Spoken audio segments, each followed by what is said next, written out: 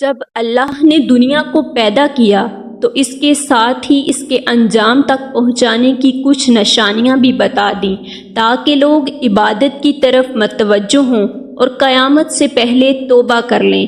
رسول اللہ صلی اللہ علیہ وآلہ وسلم نے قیامت سے پہلے ہونے والی جن نشانیوں کے بارے میں بتایا تھا، ان میں سے بہت ساری پوری ہو چکی ہیں، جبکہ کچھ بڑی پیشن گوئیاں ابھی ظاہر نہیں ہوئیں۔ ان میں سے ایک بڑی نشانی امام مہدی علیہ السلام کا ظہور ہے، جو قیامت سے پہلے ہوگا۔ رسول اکرم صلی اللہ علیہ وآلہ وسلم نے فرمایا کہ قیامت سے پہلے ایک ایسا زمانہ آئے گا جب دنیا ظلم اور فساد سے بھر جائے گی اور اسلام صرف مکہ اور مدینہ تک محدود رہ جائے گا۔ اس وقت نبی صلی اللہ علیہ وآلہ وسلم کی بیٹی حضرت فاطمہ رضی اللہ تعالی عنہا کی اولاد میں سے ایک شخص ظاہر ہوگا جو زمین کو عدل اور انصاف سے بھر دے گا۔ اس کی حکومت پوری دنیا پر قائم ہوگی۔ نبی کریم صلی اللہ علیہ وآلہ وسلم نے فرمایا کہ دنیا ختم نہیں ہوگی جب تک کہ عرب کا بادشاہ ایک ایسا شخص نہ بن جائے جو مجھ سے یا میرے اہل بیت میں سے ہوگا۔ اس کا نام میرے نام پر یعنی محمد ہوگا اور اس کے والد کا نام میرے والد کے نام عبداللہ پر ہوگا، اور وہ زمین کو انصاف سے بھر دے گا جیسے وہ پہلے ظلم و ستم سے بری ہوئی تھی۔ حالات بدتر ہو جائیں گے اور ہر طرف ظلم اور ناانصافی عام ہو جائے گی۔ اس دور میں حکومت کے سربراہ ایسے لوگ ہوں گے جو ظلم اور زیادتی کریں گے اور عوام ان کے ظلم سے تنگ آ چکی ہوگی۔ ایسے ہی بدترین حالات میں امام مہدی علیہ السلام کا ظہور ہوگا، بالکل اسی طرح جیسے عرب کے دور جہالت میں اللہ نے نبی کریم صلی اللہ علیہ وآلہ وسلم کو بھیجا تھا تاکہ وہ لوگوں کی رہنمائی کریں۔ حضرت جابر بن عبداللہ رضی اللہ تعالیٰ عنہ سے روایت ہے کہ رسول اللہ صلی اللہ علیہ وآلہ وسلم نے فرمایا، وہ وقت قریب ہے جب عراق کے لوگوں پر مال اور غلہ آنے پر پابندی لگائی جائے گی۔ صحابہ نے پوچھا، یہ پابندی کس کے ذریعے لگائی جائے گی؟ آپ صلی اللہ علیہ وآلہ وسلم نے فرمایا، عجم غیر عرب کی جانب سے۔ پھر آپ کچھ دیر خاموش رہے اور فرمایا، پھر وہ وقت بھی قریب ہے جب شام پر بھی پابندی لگائی جائے گی۔ صحابہ نے پوچھا، یہ پابندی کس کے ذریعے ہوگی؟ تو آپ صلی اللہ علیہ وآلہ وسلم نے فرمایا، رومیوں، مغربی طاقتوں کی جانب سے۔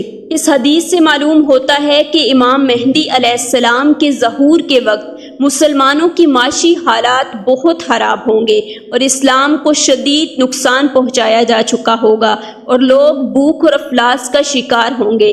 نبی کریم صلی اللہ علیہ وآلہ وسلم نے فرمایا کہ رمضان کے مہینے میں خاص حالات پیدا ہوں گے۔ خانہ جنگی ہوگی، حاجیوں کو مکہ سے نکالا جائے گا اور منع میں بھی خون خرابہ ہوگا، یہاں تک کہ جمعرات پر بھی خون بہہ رہا ہوگا۔ اس میں امام مہدی علیہ السلام وہاں سے ہجرت کریں گے اور بیت اللہ میں پناہ لیں گے جہاں ان سے بیعت لی جائے گی۔ اگرچہ امام مہدی علیہ السلام بیعت سے انکار کریں گے لیکن لوگ ان پر اصرار کریں گے۔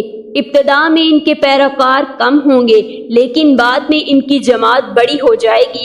اس وقت آسمان اور زمین والے خوش ہوں گے۔ جب لوگ ان کے پاس آئیں گے تو وہ خانہ کعبہ سے لپٹ کر رو رہے ہوں گے اور ان سے کہا جائے گا کہ وہ امت کی قیادت کریں۔ وہ انکار کریں گے لیکن بالآخر بیعت لی جائے گی۔ نبی کریم صلی اللہ علیہ وآلہ وسلم نے فرمایا کہ جب تم امام مہدی کو پا لو تو ان کے ہاتھ پر بیعت کر لینا، کیونکہ وہ دنیا میں بھی مہدی ہیں اور آسمان میں بھی مہدی ہیں۔ اس وقت دجال ظاہر ہو چکا ہوگا، سورج مغرب سے طلوع ہو چکا ہوگا اور ایک بڑی آگ نمودار ہو چکی ہوگی، جیسا کہ نبی کریم صلی اللہ علیہ وآلہ وسلم نے پیشن گوئی فرمائی تھی۔ ایک حدیث میں امام مہدی علیہ السلام کی شکل و صورت بیان کی گئی ہے۔ حضرت ابو سعید حیدری رضی اللہ تعالیٰ عنہ سے روایت ہے کہ رسول اللہ صلی اللہ علیہ وآلہ وسلم نے فرمایا، مہدی میری اولاد میں سے ہوں گے، ان کا چہرہ روشن ہوگا، ان کی ناک بلند ہوگی اور وہ زمین کو عدل اور انصاف سے بھر دیں گے جیسے پہلے ظلم اور ستم سے بری ہوئی تھی۔ وہ 7 سال تک حکومت کریں گے۔